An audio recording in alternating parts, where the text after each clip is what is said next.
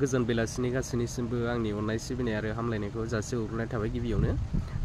आसा खालामो गासैबो मोजाङैनो दं। लोगोफोर दिनैबो मोनसे आपडेट लाना फैबावलायबाय सासे बिनानावनि माने ओरैबादि सैनांनाय माने ओरैबादि खस्थ'जों हालाय हाफाय गाबख्रावबायनाय। लोगोफोर गोसोआव नुनानै ओरैबादि दुखु मोनदों जे गोजोननाय मोनि गावखौनो ओरैबादि खस्थ'खौ नुनानै गोसोआव गोबां गाबखांनाय फैदों लोगोफोर।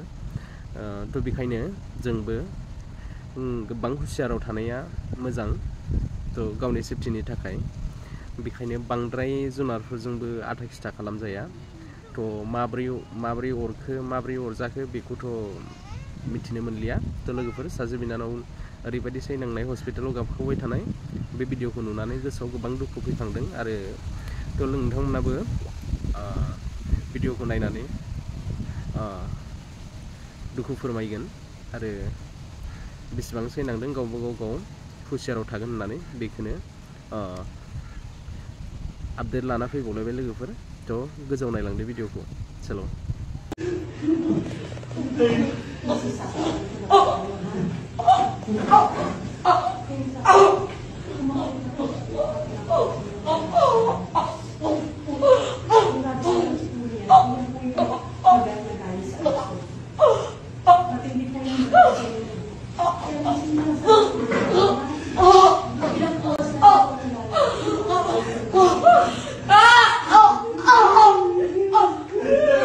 बेबायदि जाथायखौ दिनै जों नैथि खेब नुबोनाय जाबाय आङो।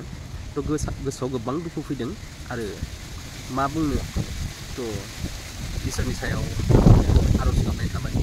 बिनानावखौ मोजाङैनो इसोरा बेजों अराय सम थाफायनानै बिनि सैनांनायफोरखौ गोजान खालामना होगोन होननानै बेखौनो इसोरनि सिगाङाव आरज गाबनाय थाबाय।